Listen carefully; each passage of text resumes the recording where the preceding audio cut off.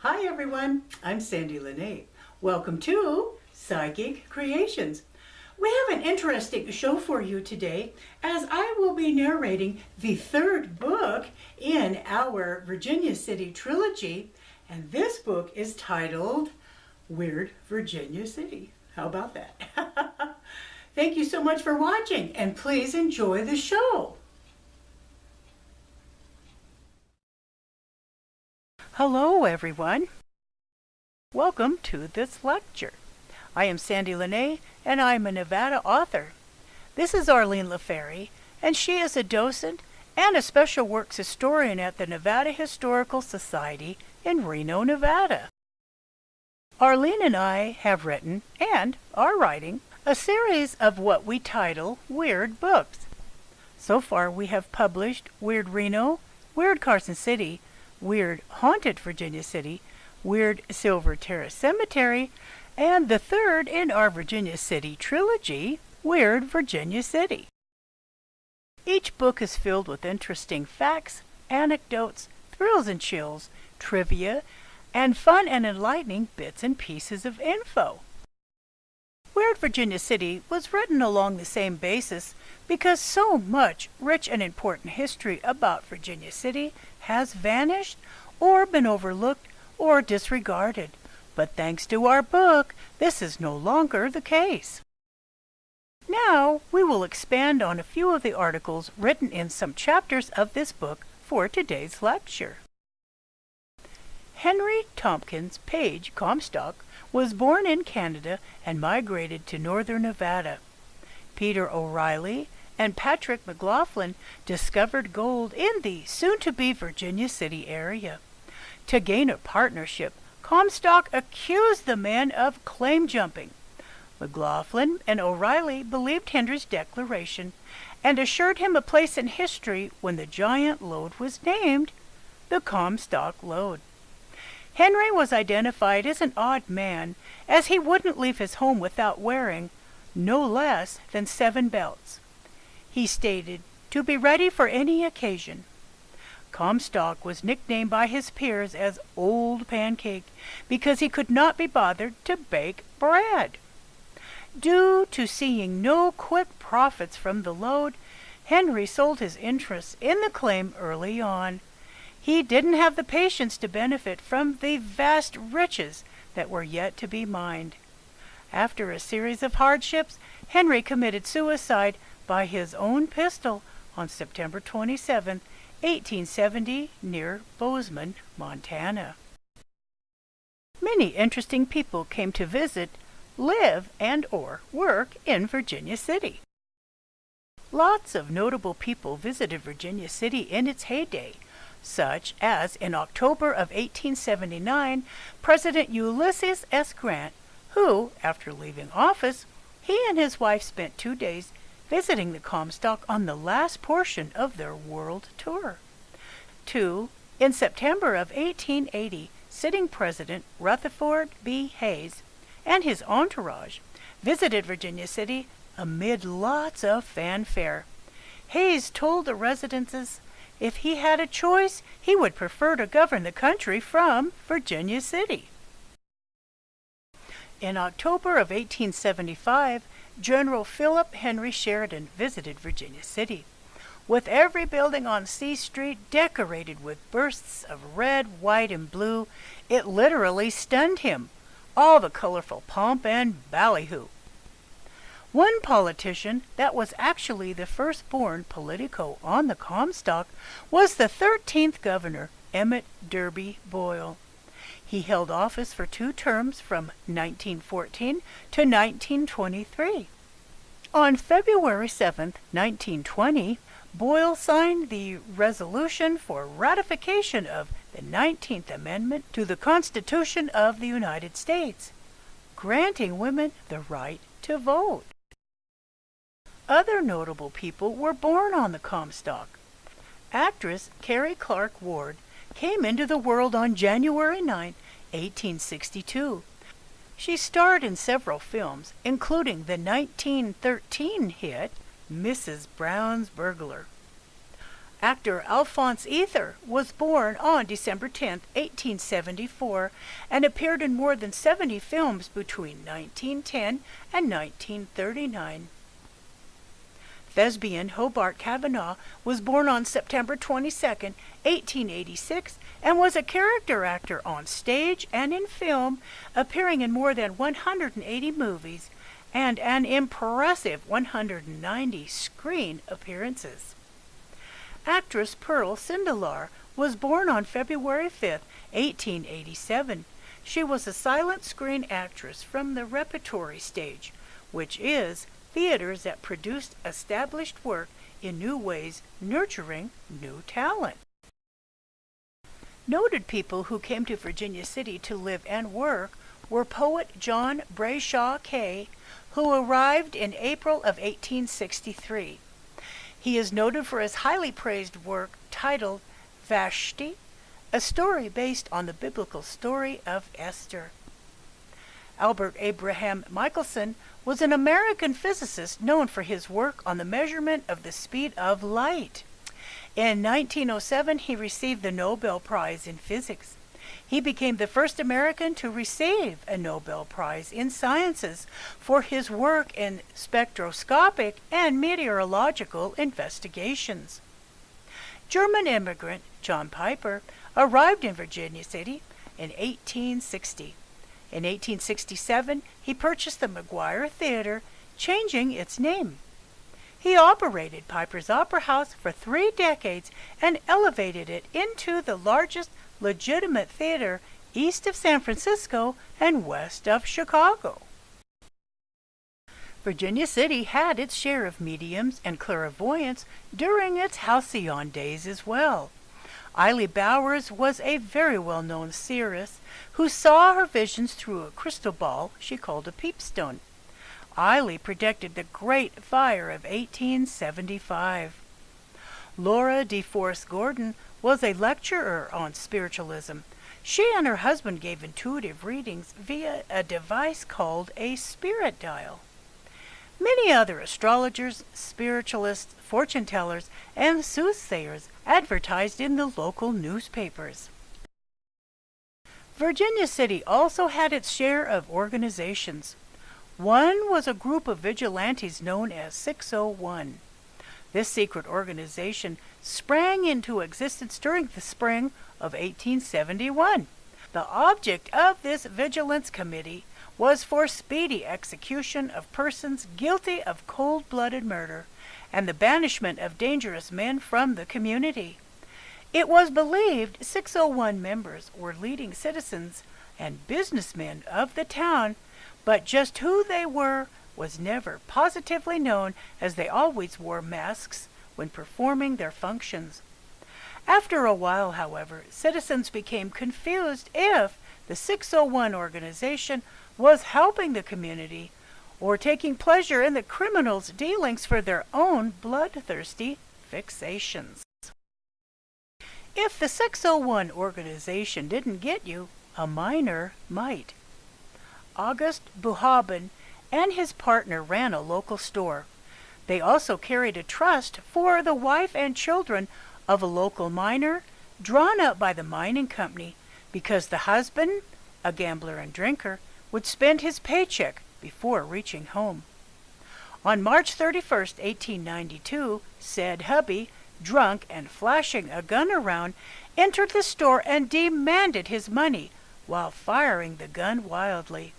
A bullet hit Buhaben in the head, killing him instantly. Drunk husband was sentenced to hang on July 19, 1892. Judiciously. Sans 601.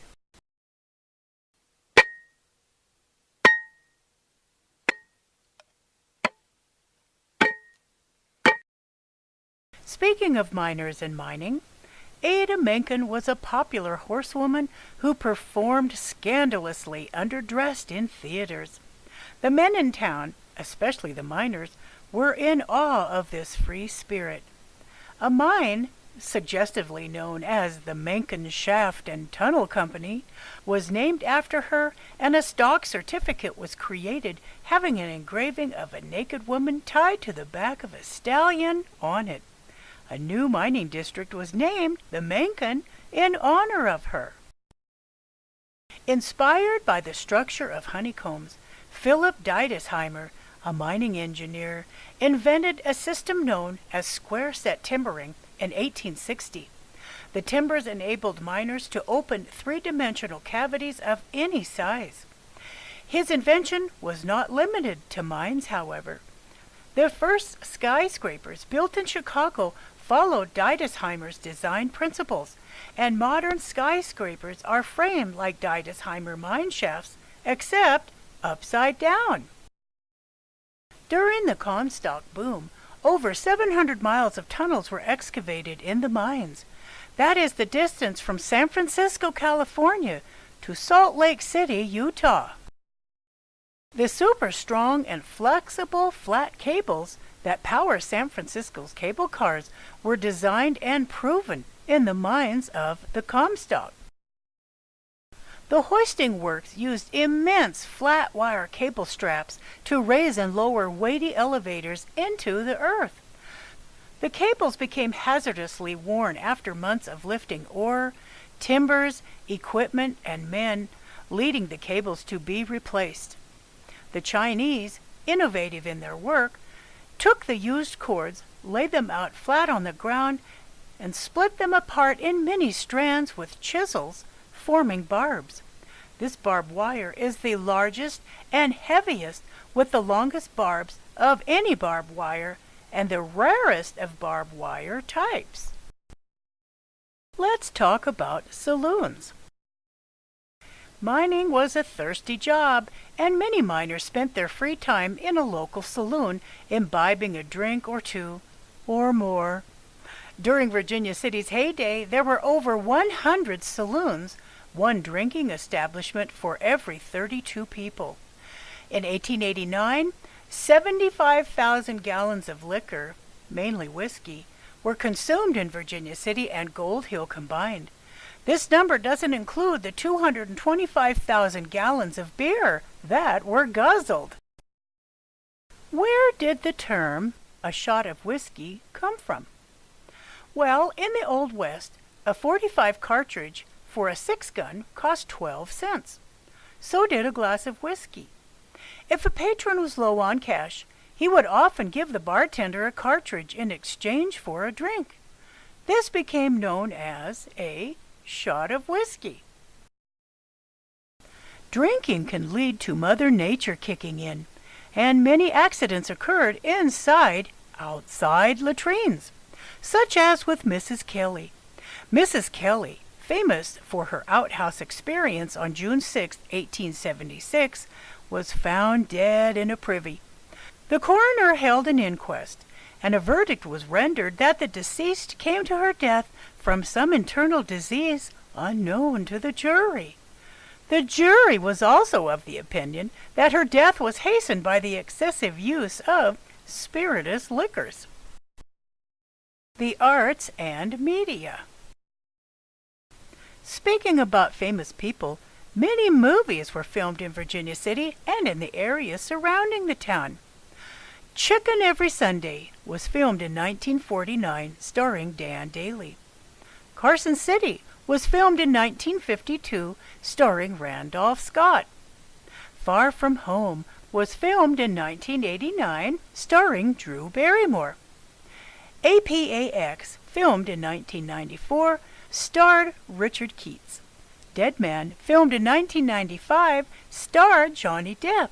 And The Motel Life, filmed in 2012, starred Dakota Fanning. Television shows were also filmed in and around Virginia City. Danger, Season 5, Episode 1, The Last Duel in Virginia City, was released on April 5, 1955. State Trooper, starring Rod Cameron, filmed several episodes in Virginia City from 1956 to 1959. Route 66, starring Martin Milner and George Maharis, also filmed several episodes from 1960 to 1964. And on January 20th, 2001, Episode 7, Season 1, titled Virginia City Dare, 13 Curves, was released for a TV show called Real Scary Stories. Documentary programs, too, were filmed in Virginia City, some for foreign markets, such as for an Australian TV documentary called Virginia City, Nevada. It was released in 1965 for a series titled If These Walls Could Speak. The host was Vincent Price. The German documentary Virginia City und die wahre Geschichte des Wilden Westens, Virginia City and the True History of the Wild West, was filmed in 2007. City Confidential was a crime documentary TV series, and the title of this episode was Virginia City, Showdown at the Mustang Ranch. It was released March 20th, 2000. From 2003 to 2005, the History Channel offered a series called Wild West Tech.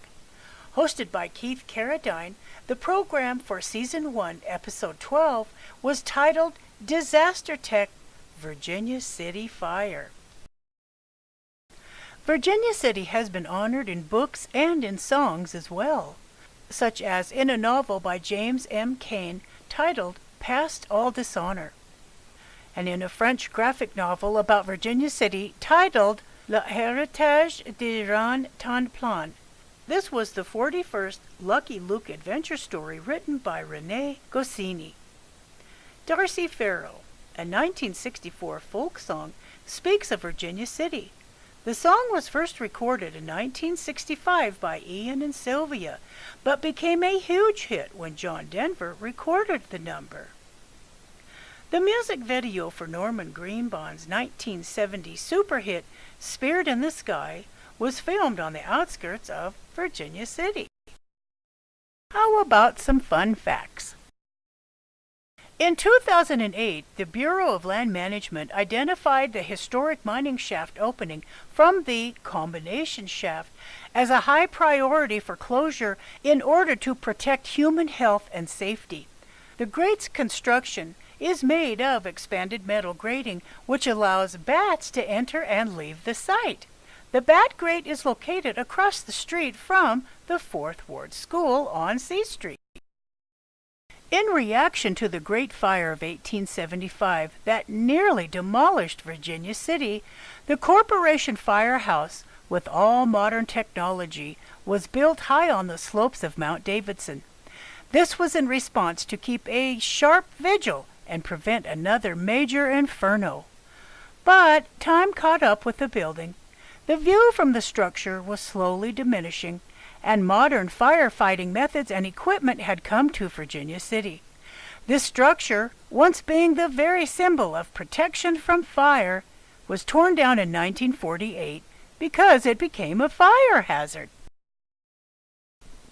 Horse racing was popular in the 1860s. The half-mile oval racetrack, 7 miles north of Virginia City, first had no seats or bleachers, nor fencing around the track. Jockey Ed Kennedy sat atop a dark-skinned bay named Ecliptic. As every horse and rider took off from the starting gate, Ecliptic missed the first turn and raced south.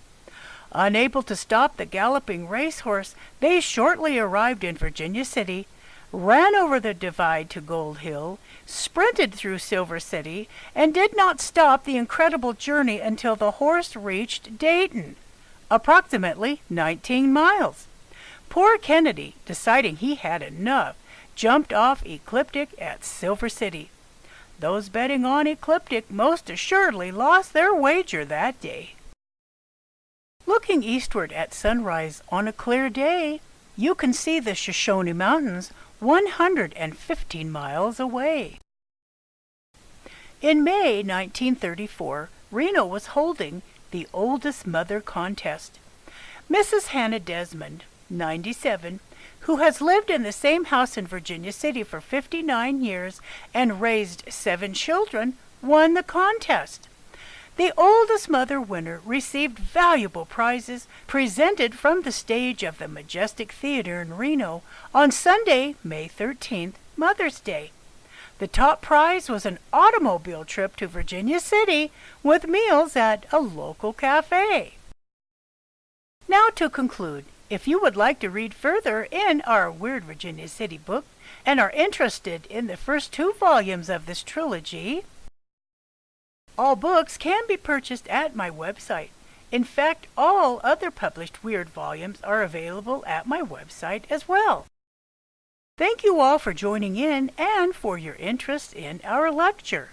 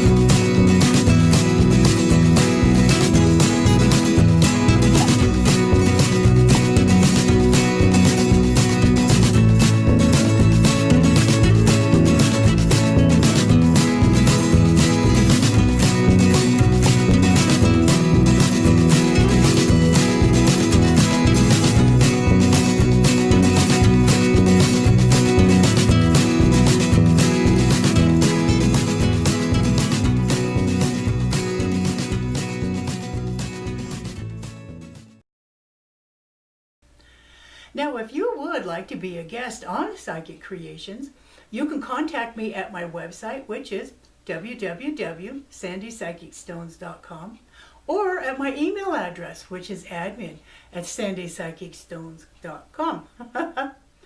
Thank you so much for watching Psychic Creations, and we'll see you next show.